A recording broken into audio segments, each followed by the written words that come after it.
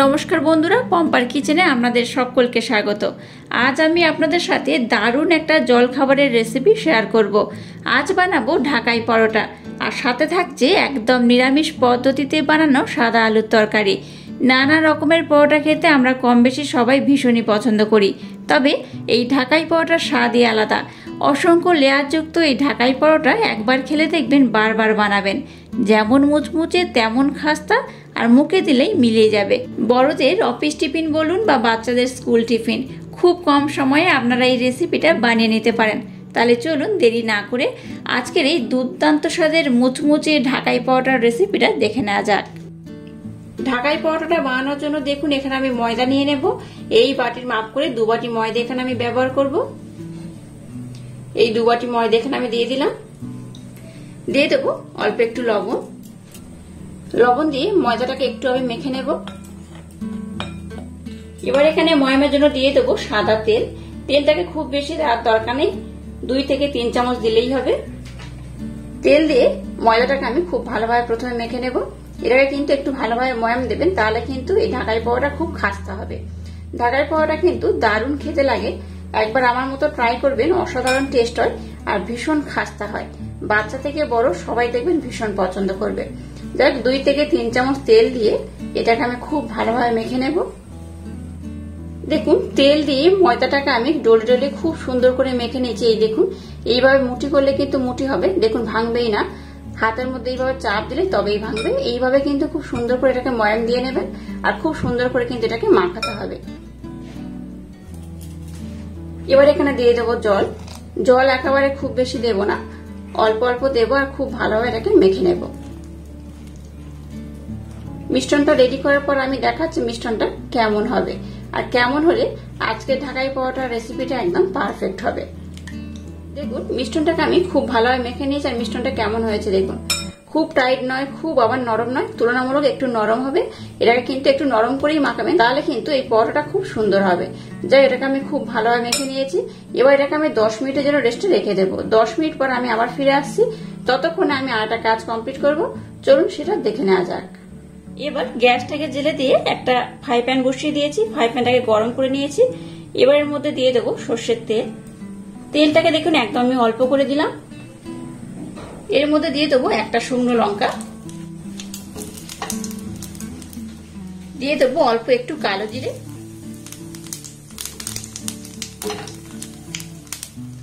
দিয়ে দেবো 2টো আলু টুকরো টুকরো করে কেটে আমি সিদ্ধ করে রেখেছিলাম। সেই সিদ্ধ করা আলুটা আমি দিয়ে দেবো।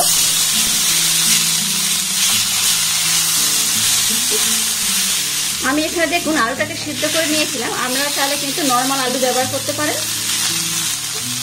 এবার আলুটা সিদ্ধ করলে কি হয়, খুব তাড়াতাড়ি কিন্তু তরকারিটা বানানো হয়ে যায়। একটা ছোট টমেটো আমি নিয়েছি, টমেটোটাকে দিয়ে দেবো।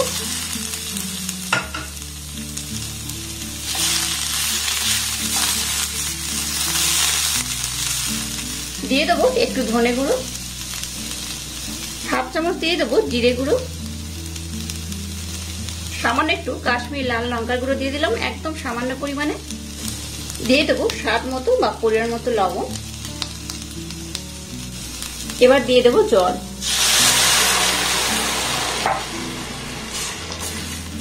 এটা দেখে বুঝতেই পারছেন আজকের আমি একদম নিরামিষ পদ্ধতিতে সাদা আলুর তরকারি বানাচ্ছি।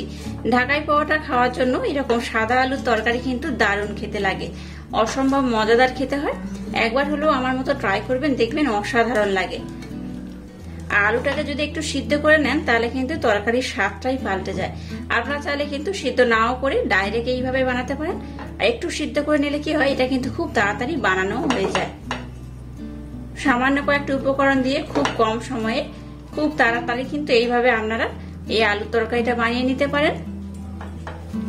এবার দিয়ে দেবো 2টো কাঁচা লঙ্কা। এখানে আমি হলুদের ব্যবহার করব না, যেহেতু আমি সাদা আলুর তরকারি বানাচ্ছি। আপনারা চাইলে কিন্তু একটু হলুদের ব্যবহার করতে পারেন। আর একটু জল এখানে আমি দিয়ে দেব। এবার এটাকে আমি ঢাকা দিয়ে একটু ভালোভাবে রান্না করে নেব।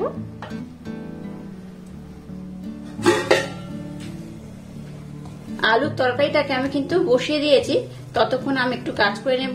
আর এই দেখুন ততক্ষণে কিন্তু এই মিশ্রণটা বেশ একদম মোলায়েম হয়ে গেছে, দেখতেই পাচ্ছেন আগে থেকে কিন্তু অনেকটাই সফট হয়ে গেছে। এই দেখুন এইভাবে কিন্তু সফট হয়ে গেছে। আবার এটাকে আমি একটু মেখে নেব। এবার এটা থেকে আমি লেচি কেটে নেব। লেচিগুলো কিন্তু খুব ছোট করবেন না, একটু বড় বড় করে লেচি কাটতে হবে। দেখুন এখানে আমি 2 বাটি ময়দা দিয়ে 4টে লেচি কেটে নিয়েছি। এবার এটাকে আমি খুব ভালোভাবে এইভাবে গোল করে নেব। দেখুন পরোটা বানানোর আগে কিন্তু তরকারিটা রেডি হয়ে যাবে। আর কত সুন্দর হয়েছে দেখুন। এইরকম কিন্তু সাদা আলুর তরকারি একটু গামাখা করে বানাবেন, অসাধারণ খেতে লাগবে ঢাকাই পরোটার সাথে। যাক তরকারিটা একদম রেডি হয়ে গেছে। এখানে আমি আর একটা উপকরণ অ্যাড করব, দিয়ে দেবো সামান্য একটু গরম মশলা। গরম মশলা দিয়ে এটাকে আর একবার খুব ভালোভাবে নাড়াচাড়া করে নেব। যাদের সকাল সকাল খুব তাড়া থাকে তারা কিন্তু এইভাবে সাদা আলুর তরকারি ঝটপট বানিয়ে নিতে পারেন, অসাধারণ খেতে লাগে। একবার হলেও ট্রাই করবেন, দারুণ খেতে লাগে। আলুর তরকারিটাকে আমি একদম রেডি করে নিয়েছি। আপনারা চাইলে একটু ঝোল রাখতে পারেন, এইভাবে গামাখাও করতে পারেন। যাক এবার আমি গ্যাসটাকে বন্ধ করে দিলাম। সাদা আলুর তরকারি কিন্তু একদম রেডি হয়ে গেছে। এবার দেখুন একটা বেলেন চাকি নিয়ে নিয়েছি আর একটা ডোকা আমি নিয়ে নিয়েছি। এবার দেখুন একটু সাদা তেল উপর থেকে এইভাবে দিয়ে দেব। এবার এটাকে আমি একদম পাতলা করে বেলে নেব, খুব মোটা করব না, একটু পাতলা করে বেলে নেব। এটা বেলার পর আমি আপনাদের দেখাচ্ছি কতটা পাতলা হলে আজকের পরোটাটা একদম পারফেক্ট হবে। দেখুন পরোটাকে কিন্তু আমি পাতলা করে বেলে নিয়েছি আর কেমন হয়েছে দেখাচ্ছি। এই দেখুন এইভাবে কিন্তু বেশ অনেকটা পাতলা করে বেললেই তবে কিন্তু এটা বেশ ভালো হবে। তো যাই এটাকে আমি পাতলা করে বেলে নিয়েছি। এবার দেখুন উপর থেকে এইভাবে আমি একটু তেল দিয়ে দেব। এবার নিয়েছি কর্নফ্লাওয়ার। কর্নফ্লাওয়ার একটু উপর থেকে দিয়ে দেব। আপনাদের হাতের কাছে কর্নফ্লাওয়ার না থাকলে আপনারা কিন্তু এখানে ময়দাও ব্যবহার করতে পারেন, তবে কর্নফ্লাওয়ার দিলে কিন্তু বেশি ভালো রেজাল্ট আসে। আর কর্নফ্লাওয়ার না থাকলে আপনারা ময়দাও ব্যবহার করতে পারেন। এবার দেখুন এটাকে একদম এরকম মিডিল পোর্শন থেকে এইভাবে আমি কেটে নেব। এবার এটাকে কিন্তু এইভাবে রাউন্ড করতে হবে, একদম ছোট্ট ছোট করে বানিয়ে নিতে হবে, এরকম গোল করতে হবে একদম ছোট্ট ছোট করে।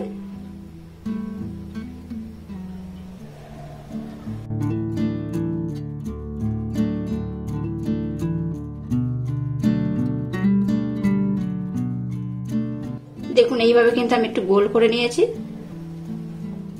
এবার হাতের মধ্যে একটু আমি জল নিয়েছি, জলটা দিয়ে এটাকে কিন্তু এর সাথে এইভাবে খুব ভালোভাবে লাগিয়ে দেবো যাতে না খুলে যায়। দেখুন এইভাবে আমি করে নিয়েছি।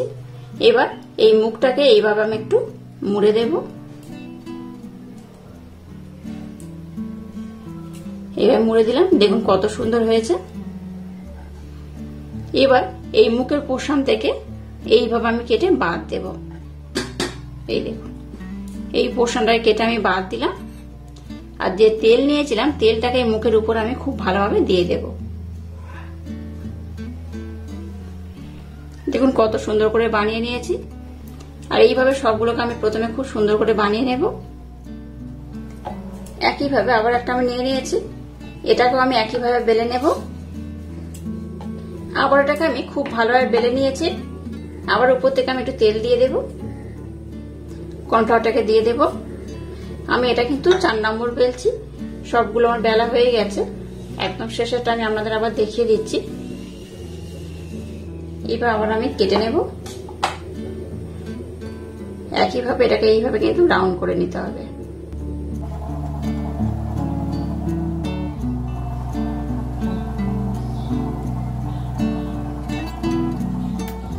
এইভাবে বানিয়ে নিলাম।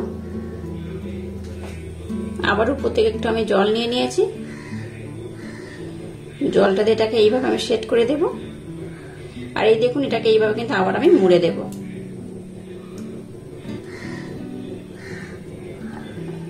এবার মুখের এই পোর্শনটাকে আমি কেটে বাদ দেব। আর এইভাবে উপর থেকে আমি আবারও তেল দিয়ে দেব। বাকি যে পোর্শনগুলো বাদ দিয়েছি সেগুলো দিয়েও কিন্তু আপনারা আর একটা বেলে নিতে পারেন। এইভাবে সবগুলোকে কালেক্ট করে আবারও বেলে নিতে পারেন। দেখুন 4টাকে আমি খুব সুন্দর করে বানিয়ে নিয়েছি।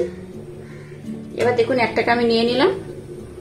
এবার এটাকে আলতোভাবে এইভাবে একটু আস্তে আস্তে প্রেসার দিয়ে দিয়ে এইভাবে একটু চ্যাপটা করে নেব। আবার এটাকে আমি বেলে নেব। এবার এটাকে কিন্তু খুব পাতলা বা খুব মোটা আমি রাখবো না, একটু মিডিয়াম করে বেলে নেব। যেমন করে একটু বড় সাইজের আমরা লুচি বেলি ঠিক সেইভাবে কিন্তু এই ঢাকাই পরোটা গুলো বানাতে হবে। আর দেখুন কতটা লেয়ার বেলার সময় বুঝতে পারছেন, এই দেখুন দেখতেই পাচ্ছেন কত সুন্দর হচ্ছে। এইভাবে কিন্তু আমি বেলে নিয়েছি। এই দেখুন এটাকে আবার দেখাচ্ছি, দেখুন খুব পাতলা নয় আবার খুব কিন্তু মোটাও নয়, এইভাবে বেলতে হবে। আর প্রত্যেকটা এইভাবে বেলবো আর খুব ভালোভাবে কিন্তু ভেজে নেব। একসাথে বেলে রেখে দেবেন, একটা করে বেলে এটাকে ভেজে নিতে হবে। এদিকে দেখুন গ্যাসটাকে জেলে দিয়ে একটা কড়াইতে তেল দিয়ে তেলটাকে আমি বেশ ভালোভাবে গরম করে নিয়েছি। এবার এই ঢাকাই পরোটা যেগুলো বেলে নিলাম সেটা তেলের মধ্যে দিয়ে দেব।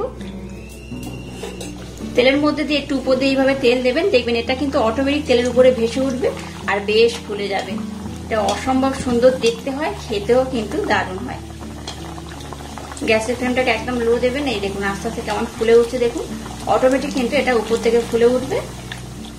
এই তেলের উপরে কত সুন্দর ভেসে উঠেছে, এই দেখুন। আর লেয়ার গুলো দেখুন এখান থেকে কিন্তু স্পষ্ট বোঝা যাচ্ছে, দেখতেই পাচ্ছেন কত সুন্দর লেয়ার হয়েছে। এখন আমি লাল করিনি, জাস্ট আগের মুহূর্তে আমি দেখাচ্ছি, দেখুন কত সুন্দর হয়েছে।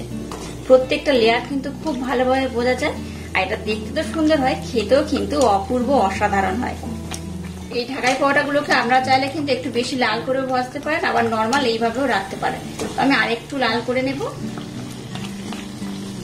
আর একটু লাল করলে কি আর দেখতে খুব সুন্দর লাগবে, খেতেও কিন্তু দারুণ হবে, বেশ ক্রিপসি হয়, মুচমুচে হয়। এবার দেখুন এটাকে আমি উঠিয়ে নেব। আর এই যে দিকটা কিন্তু মুখটা দেখতে পাচ্ছেন খুব ভালোভাবে খুলে রয়েছে, সেদিকটা কিন্তু এই ছাঁকনির মধ্যে আমি দিয়ে দেবো। এইভাবে দিলে কি হবে, এর মধ্যে যে এক্সট্রা তেল রয়েছে তেলটা কিন্তু খুব ভালোভাবে ঝরে যাবে। এইভাবে একটু নাড়িয়ে চাড়িয়ে নেবেন, দেখবেন এর মধ্যে এক্সট্রা তেল আর থাকবে না, খুব ভালোভাবে ঝরে যাবে। একইভাবে দেখুন আরেকটাকে আমি নিয়ে নিয়েছি। এটাকেও এইভাবে আস্তে আস্তে প্রেস দিয়ে কিন্তু একটু চ্যাপটা করে নিতে হবে।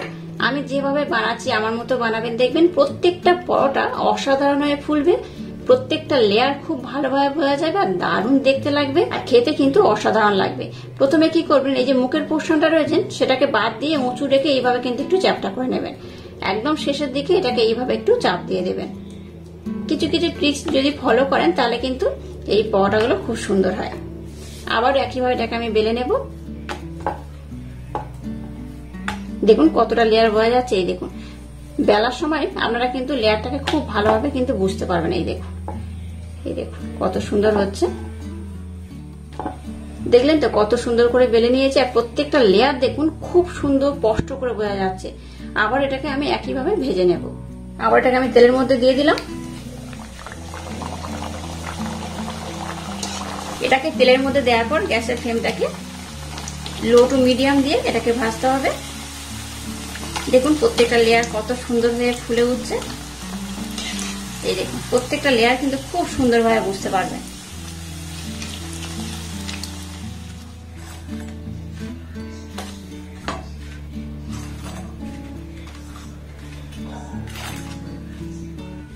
দেখুন সবগুলো ঢাকাই পরোটা আমি কত সুন্দর করে বানিয়ে নিয়েছি আর কত সুন্দর দেখতে হয়েছে। দেখুন এগুলো কিন্তু প্রত্যেকটা খুব সুন্দরভাবে লেয়ার হয়ে আছে, দেখে বুঝতেই পারছেন। প্রত্যেকটা আমি দেখাচ্ছি দেখুন। আর অবশিষ্ট যেটা ছিল সেটা দিয়েও কিন্তু এইভাবে আমি বানিয়ে নিয়েছি। দেখুন সেটাও কিন্তু অপূর্ব হয়েছে, ছোট হয়েছে কিন্তু খুব সুন্দর হয়েছে। আর প্রত্যেকটা লেয়ার একদম আপনারা একেবারেই দেখলেই বুঝতে পারবেন। এই দেখুন খুব সুন্দর, এটা যেমন ক্রিপসি হয় তেমন কিন্তু মুচমুচে হয়, তেমনই অপূর্ব দুর্দান্ত খেতে হয়। আমি একটা ভেঙে আপনাদের দেখাচ্ছি এটা কত সুন্দর হয়েছে। এই দেখুন